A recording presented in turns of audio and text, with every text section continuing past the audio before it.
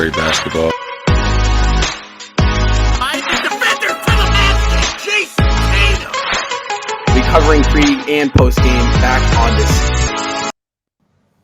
What is going on, everybody? Welcome back to another episode of Celtics Talk Weekly podcast. I am your host, Rob Haytayan. Next to me is my co-host, Justin Lowe and Ian Angelo. We kind of got a packed show today. We got some very special guests joining us, some OGs, if you will. You guys know who these boys are, Celtics Insiders, our first ever guests on the show. Great to have you guys back. Thanks for joining us today. Thank you for having us. Thanks for having us, guys. So let's dive right into it. Let's do the week in review. The Boston Celtics had a very successful week, I would say. Started things off at home against Miami Heat Wednesday, November 30th. They beat Miami 134-121 in that game. And then a little mini series against Miami, second night at the Garden. Once again, Heat got the best of us. Jimmy Butler did his thing. Heat beating us 120-116. Then Celtics went on the road. First game of, I believe, a 6-game road trip was against Brooklyn. Celtics came out with the victory 103-92. JT had 29 in that game. And against the Raptors last night, Celtics squeaked out a narrow victory 116-110. Got their 20th win of the season. JT 31 points in that effort. Justin, give us the week ahead for the C's. Yeah, so the week ahead, tonight, which is Wednesday, the time you guys will be hearing this podcast episode, the Celtics are in Phoenix to take on the number one seeded Phoenix Suns in the Western Conference. That game is at 10 o'clock p.m. Eastern time on ESPN. Then 2 days rest, all that rest just for the NBA Finals rematch. Celtics-Warriors, Saturday, 8:30 p.m. primetime, first ABC game of the year, and then we get Sunday off, and then Monday, Tuesday of next week, we play a back-to-back LA Clippers, LA Lakers. That's going to be a fun one. This road trip is really going to define who this Celtics team really is. Even though it is December, Celtics went 1-4 last season on this road trip, looking to turn the page and start fresh this year. Yeah, so let's dive into this road trip. Obviously, we got the insiders in Zach and Finn. I'm gonna start this thing off, right? So Celtics.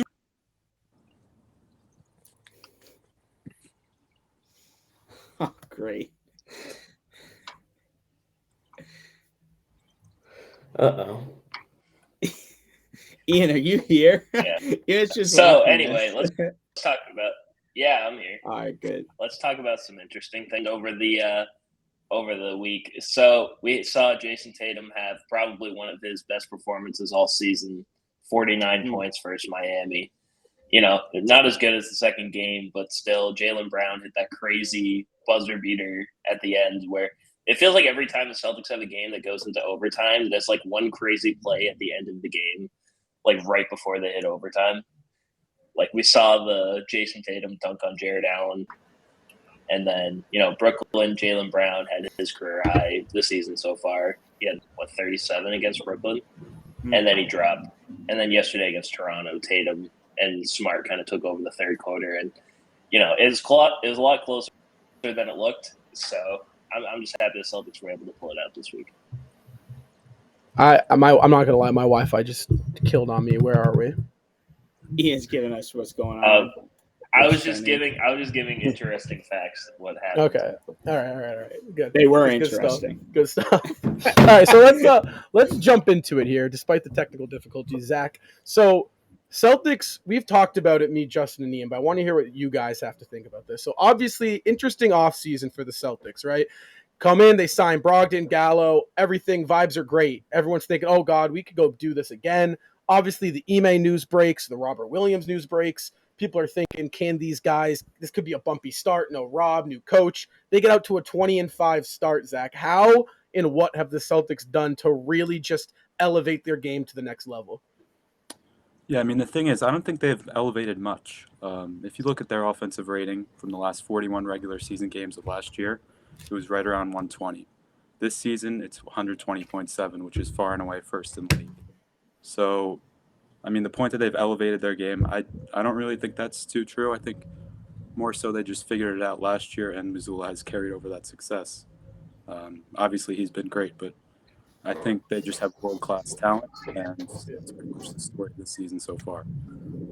Yeah, so Finn, you look at what this team has done without Rob, right? You obviously offensively we kind of switched the tides, right? Last year was more defensive scheme. This year you see a lot more offense. How big is Rob going to be when he gets slotted back into that lineup? What can this team accomplish with Rob in this lineup? Well, recently a lot of comments on Celtics Insider have been, will the offense be sustainable when Rob comes back? Because, for the most part, every guy that's been playing has been able to knock the three-point shot down. But I think people are forgetting that, Rob is a Defensive Player of the Year candidate, but his offensive game is very underrated. Obviously, he can catch a lob, but people forget about his passing. I mean, and the way he swings the ball and can find people in the corner is really amazing. So I expect the defense to get better, and I expect the offense to hold as well.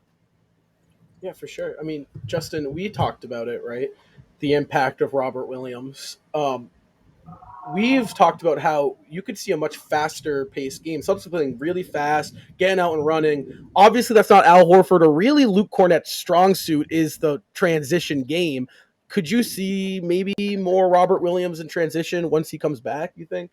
Oh yeah, for sure. I think things we talked about, that maybe when he comes back, maybe the 12 to 17 minute range instead of the 30 to 40-minute range for Robert Williams. So I think that time will come.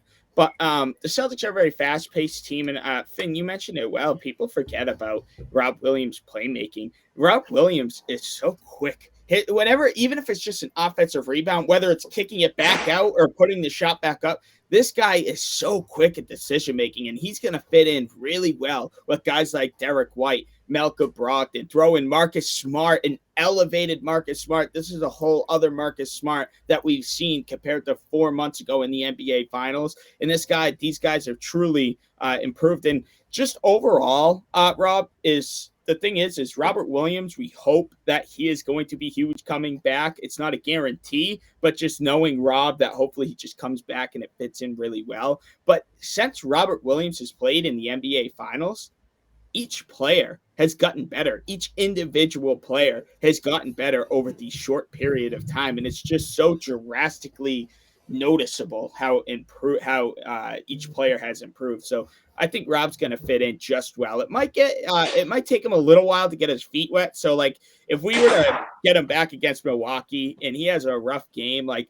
I can already imagine the fans going to be so tough on him. Like, Rob, this isn't what we thought it was going to be. Like, we got a lot of work to. It's like, relax. Well, we haven't seen a healthy Robert Williams in almost like a year. We're coming up on a year because think about it. He went down with 15 games left of the season. March last year, took the 4 recovery, didn't get the surgery right. In the playoffs, if you go back and look at the highlights and you watch the tape of how he was he was making an impact, but he was hurting, right, Ian? Like he clearly was not himself. Yeah. I mean, we clearly saw that he wasn't 100% healthy, and I mean, even if you just look at highlights from the regular season before his injury, you can tell that he is just another he's a player on a different planet when he's 100% healthy. He can jump 10 feet in the air to block a shot and then go down on the other end and catch a lob for a dunk. I mean, it's just the fact that Robert Williams is just going to bring a whole nother dynamic to this offense. Pretty dynamic, as it is right now. It's just going to be even better. And that means that the Celtics won't have to play, they don't have to play 5 out all the time, dunker spot, because and he'll be able to catch lobs, and they'll be able to, do the pick and roll, stuff like that we haven't seen a whole lot this season. But now that we're going to have Robert Williams back, I think you can expect seeing that more. Yeah, for sure. So we're going to jump right into, usually we save the fun segments, I guess you could call it, for the last, but we're going to jump into one right off the bat here. It's Jaylen Brown. I'm going to name a player. You're going to tell me if Jaylen Brown is better or worse than these players. All right, we're going to start with Justin. We'll go to Ian and then down to Zach and then Finn. Rapid fire. They're going to be coming out. Justin, start us off. We're going to start crazy here. Kevin Durant. No. Oh, wait. He's better than Kevin Durant? Yeah. Is that what you're asking? Who's better, Durant or Brown? Right now, give me JB. He locked him up the other night. I don't know. I love JB. Give me Jaylen. I mean, this is supposed to be. No, This is an obvious Let's ask question. this. You don't Let's have ask this. Are you trading Jaylen Brown for Kevin Durant? That's the question. Are you All right. trading Jaylen Brown for Kevin Durant? This No, but you just season, asked who's am I better. trading him? Who's better right now? Who's not? Would you rather? Who's better right now this season? Who's played better? I mean, you can Well, stick. let's You just can say- you can die on your hill with Jaylen Brown. I'll let you do that, but you got to own it. I was I'm going to just say saying, KD. I All right, take I'll it. just say I KD. take it on Yeah. who would I choose. This was Who would supposed I to be choose the. for This you? was supposed to be the easy one. All right, let Zach and The Finn rapid talk, fire. Justin. I said Jaylen Brown. I stand by that. All right, we'll keep it going. All right, so Zach, Kevin Durant or Jaylen Brown? Kevin Durant. Taking Finn. taking JB 9 times out of 10. I mean, Jalen's had a really nice last 10 games or so, but I mean, KD's KD right now, so I KD's got to go with KD. All KD. All right, there we go. I mean, Justin, I respect your opinion. You know that. All right, here we go. Andrew Wiggins. Brown. Andrew Wiggins, Jaylen Brown. Okay. Trey Young. Oh wait, sorry. I'm so used to just hearing Justin and Ian. All right, Zach and Finn, just rapid fire. You guys don't have to wait. You can just hit it. Jaylen is way better than Wiggins. Yeah, JB. Give me JB. All right, Trey Young. Jaylen Brown, more all around game. Agreed. Everyone, JB. Yeah, JB's yeah, not JB. bringing that drama to the locker room, so JB. That's true. LaMelo Ball. JB. Can somebody else go first? I would take JB, but I like LaMelo. JB by a JB. mile. Mm-hmm. Yeah, JB. All right. This is where I think it gets interesting. Devin Booker. Ooh. I'm going to say right now, I'm going to say Devin Booker, but it's close. I lean Jaylen. Yeah. I'm with I'm you leaning there. Jaylen because, again, I think he has a more complete game. I'm looking at complete game here. Yeah, I I think don't know. Jalen as well. Also, I mean, I guess tomorrow night we'll know the answer, right? So. Right, yeah, I know. True. I, True. I think Book is a really underrated passer. I think offensively Book has Brown, but I think the defensive ability margin, I think Brown makes up for it defensively. So if I'm picking a player, I think you put JB on that Suns team. They get to the I don't know if they get to the finals 2 years ago if JB's there, but I definitely think it's really close. I'm going to lead JB just because I think I say Booker just because he is carrying the Suns to like. I think are they still the best record in the West right now? Yeah, they're I still don't know, but on top. They're up there, and he doesn't have Chris Paul, and he doesn't have Cam Johnson, and he's still carrying the Suns to the top seed in the West right now. So, and I say it's barely close. It's not like a huge margin. Like you could easily say Brown is better than Booker, and I don't think you would be wrong either way. Yeah. All right, next one, Zach LaVine. This one, I mean, JB. JB. Not Jaylen close. Brown. Yeah, not close at all. Yeah. Chris Middleton. Jaylen Brown. Jalen Brown. Jaylen Brown. Jaylen. All right, so Jaylen Brown. Only thing tell maybe Bucks Chris, fans. I would love Chris Middleton shooting in Jaylen Brown, but Jaylen Brown's starting to get there. Like, let's be honest. Like, JB's been knocking him down. yeah, he has been. DeJounte Murray. JB. JB. Jaylen Brown. JB. Yeah, so this brings me into a conclusion. So essentially, what I just named off were the 2022 Kevin Durant All-Star team, right? Those are all the members of the All-Star team. I left out Embiid and Ja just because you didn't really need to throw those names in. Those obviously you're going to lean towards Ja and Embiid. But there is a conversation to be had that Jaylen Brown has now entered top 15, right? Can you officially say that Jaylen Brown is a top 15 fringe top 10 player, or is it too early, guys? Let me see him do this for another 10 games. I like that. I mean, these last 10 games, he's been really good. But, I mean, if you want to put him in, fringe top 10, I think 10, like this season, is too little of a sample size. And I think you need another 20 to 25 plus games. I think Even he's going at to end up the making Yeah, I All think. NBA. All NBA, you said? Yeah, Zach? I think he's definitely going to make All NBA. Mhm. Yeah, definitely. I think it's not that far off of a stretch to say that Jaylen Brown's a top 15 player. Arguably, he should have been an All-Star last year. Yeah, because just the record. I don't know how he wasn't an All-Star last year, but I mean, he's obviously going to be an all-star this year, and I think they're going to start talking more about Jaylen Brown being all-NBA than he will be about all-star. Because I feel like all-NBA is closer to what it is because he's top 10 in MVP voting right now with the way he's so. I can easily see that. Also, all those names you named off, I think that just shows that Kevin Durant would not make a good general manager. Half right. that draft was him avoiding James Harden, though. Yeah, right. Well, I think Brown is severely underrated, and I think that's because he's the number 2 option on this team. With which is fine. I'm not trying to start any anything like that. But I think if you put Jaylen Brown in someone like Luka's situation or someone like Ja's situation, honestly, even like Embiid's situation where just the ball is always in your hands and the offense is constantly circulating through Jaylen Brown, I think Brown's easily walking into 30 points a night with some of the best defense in the league. I don't think he's there playmaking yet as a playmaker. He looked good last night though. He had 8 assists last night. But no turnovers. So like I don't know at this point if you can name 12 guys that you can confidently say are like, yeah, they're for sure better than Jaylen Brown. Because like, yes, Brown's he's 26, averaging like 26 points, 6 rebounds, 3 assists. But I mean, I can guarantee I don't have his usage rate. I wonder if I can find that, but I guarantee you his usage rate is much lower than these guys who are in the top 10. So I think that the Jaylen Brown, you got to look at that and start to think maybe JB is really, up there with these top guys. And I think he's a lock for all NBA this year for sure.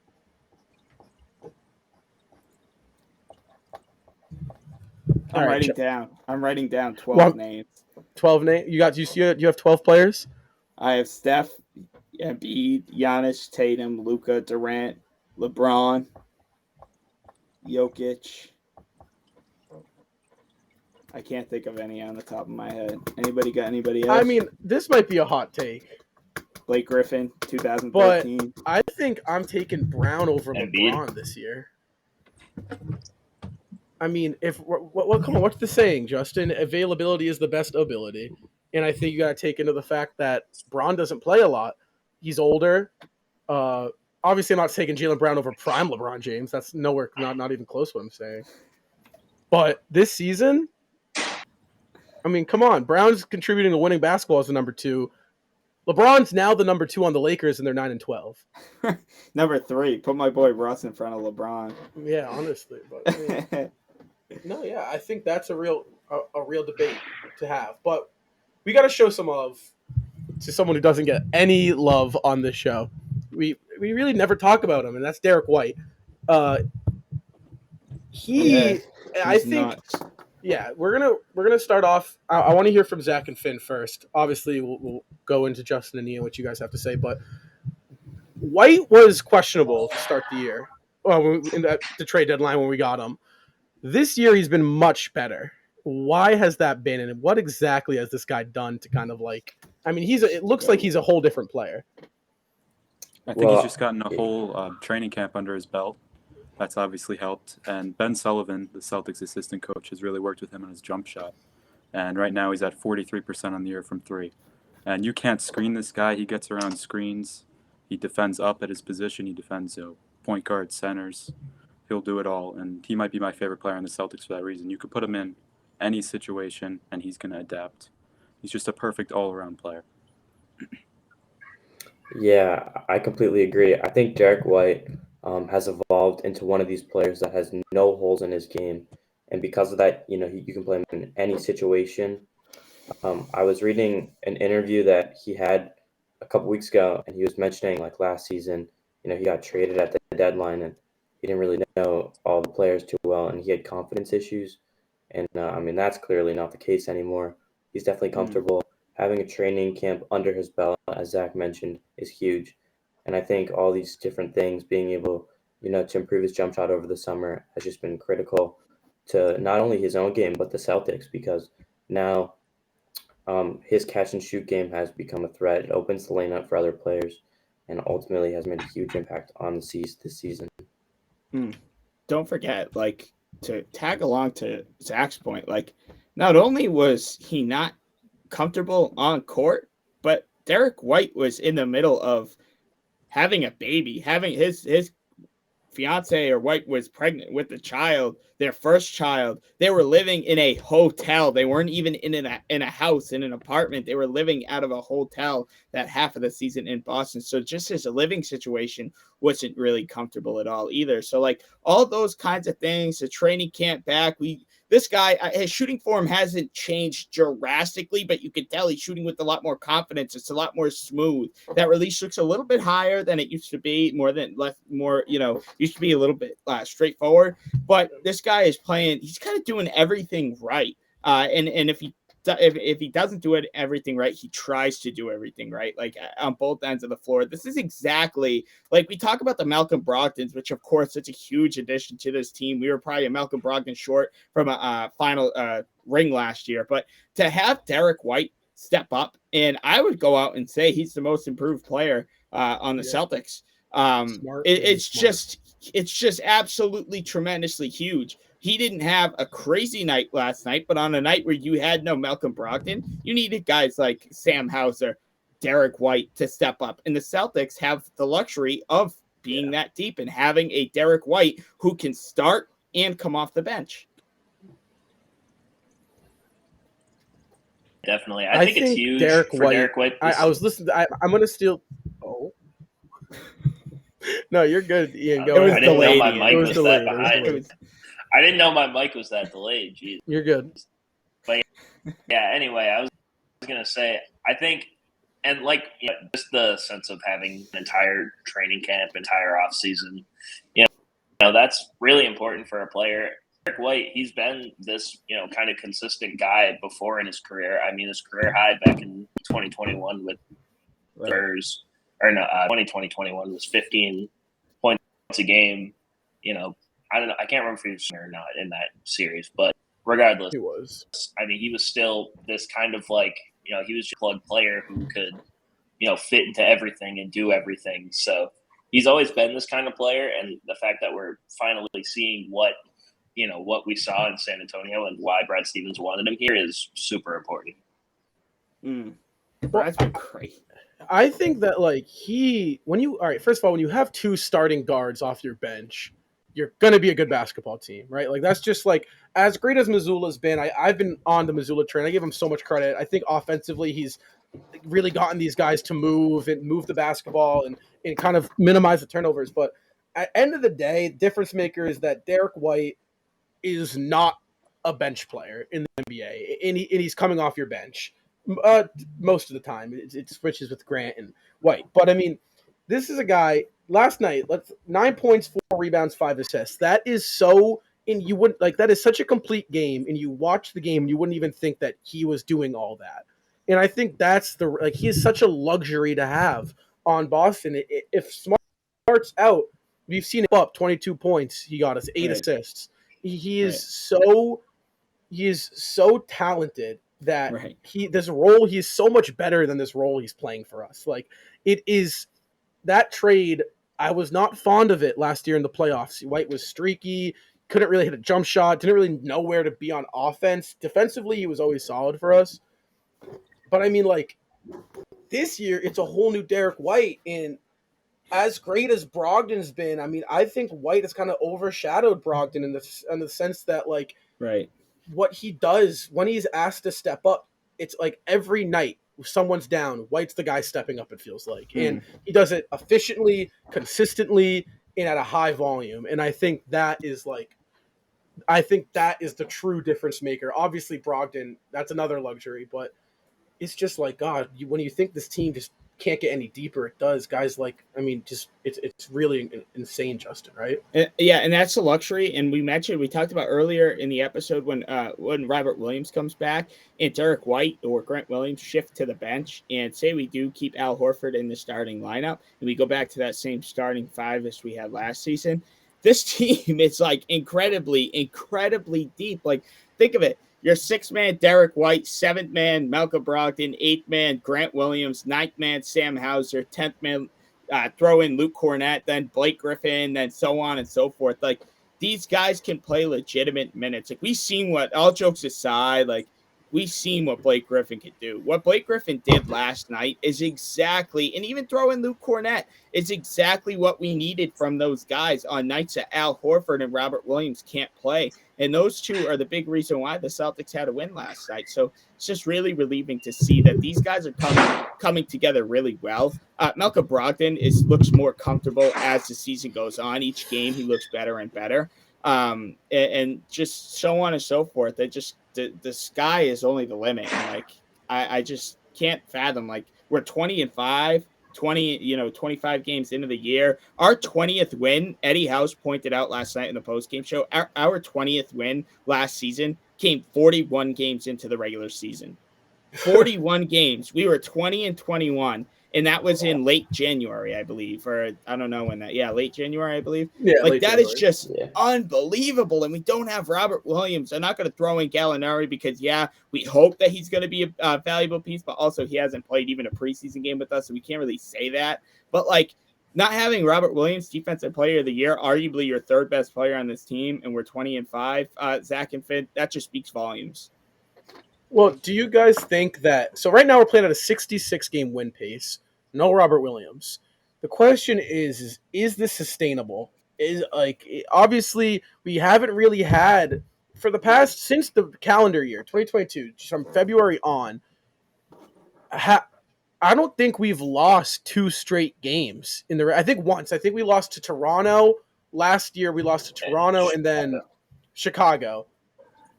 But, I mean – it's almost like every time the Celtics lose, right, guys, it's like they have this replay in their mind of what happens at the start of last season, and they just automatically correct it and then win four or five more games. And is that sustainable for the course of can you continue that? Or like is that the standard now? Or should we start to think that at some point this year we will hit a drought? I mean, I think that it could be sustainable, but it will not be. There was a Jason Tatum interview with Taylor Rooks, and he basically said that in the finals he got burned out. So there's no reason. I mean, like 60 wins, okay, that sounds really nice. But to an extent, if you have that number 1 or number 2 seed locked up, just to sit the starters those last couple of games and have them ready for playoffs is way more important than keeping this win streak sustainable. Right. I think there's a good argument to be made that the way the Celtics have been playing, it is sustainable. We're a third of the way through the season. So, like, how many games do you need to see of the Celtics playing historically good at offense to say that this is just who they are? Right. At this point, also, Jaylen Brown is only shooting 35% from 3, which is right below league average or right around there. Tatum only 36. So these guys, their shooting actually might improve.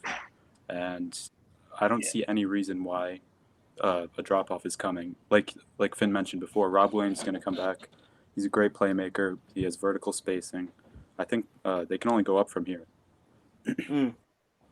I agree. I mean, I think that when you look at what the Celtics have done and how they've done it, I think it's extremely sustainable.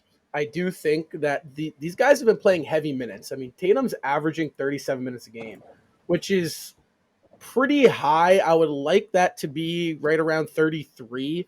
It kind of feels like sometimes they're at, when we've talked about this on the post-game shows, they'll be like, we'll be up by 10 with like 3 minutes left. And I mean, yes, we saw this last night too. Yeah. 13 and then boom. Yeah, so I think Brown and Tatum are playing 5 minutes a game too much, right around there. But I also think that you guys make a good point. If you guys remember last season, we were playing catch up from February on. So like Tatum couldn't take an off day against, let's for the last game of the year for Memphis, for example, because we needed the home court advantage. We wanted that 2 seed. Opposed, if you're looking at it right now, we are creating space in which it's the second night of a back-to-back. Horford, you rest. Tatum, you rest. We saw it the other night where Tatum took one night off, came back, Brown took the other night off. So it's like we're given flexibility to do that. And I think that is going to be – that's going to show when, end of May and early June hits. Hopefully we make it that far. That you didn't see last year. I mean, Tatum looked exhausted in the finals last year.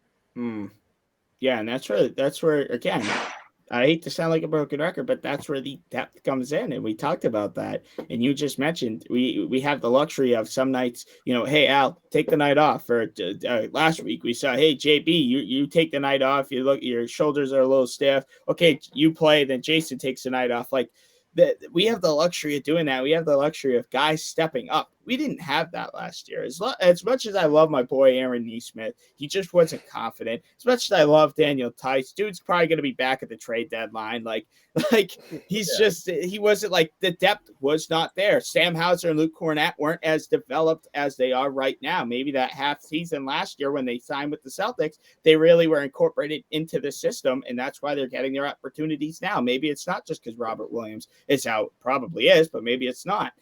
So just to have these guys, and we name that we haven't mentioned yet today, Peyton Pritchard. Like, do we love?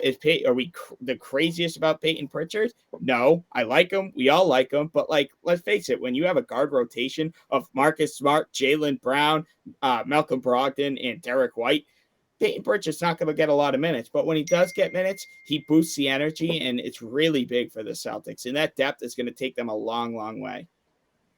Yeah, I think it's really important for the minutes at the end of the season. Like Finn said something earlier about how if you already have the first seed locked up, you want to have Brown and Tatum and Horford, be ready for the playoffs. I feel like the games at the end of the season sitting out are going to mean more than sitting out a game now. I feel like by the end of the year, you would need the rest more than right now. I feel like, but I think it's going to be interesting. And even with, like, Tatum, he's played the most minutes since, like, he's been in the league. Right. Ever Doesn't he played the most? league, Yeah, he's played the most stat minutes. they showed when on that one off day.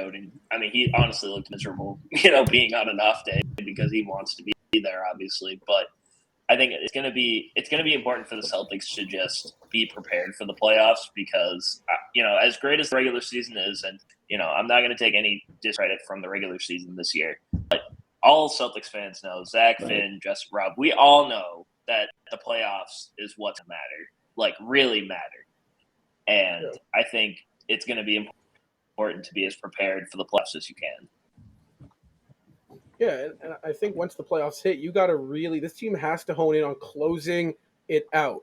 I know the playoffs are so far away, and I hate to jump into April and May, but we saw, every series, I think the only series we really closed out was Brooklyn. We kind of just stomped on their necks. But, like, Milwaukee, we were up 13 in fourth quarter, 5 minutes left, tied 2-2 back at home, and you extend the series one game. Miami up 3-2, coming back home for a game 6, you extend the series. Out.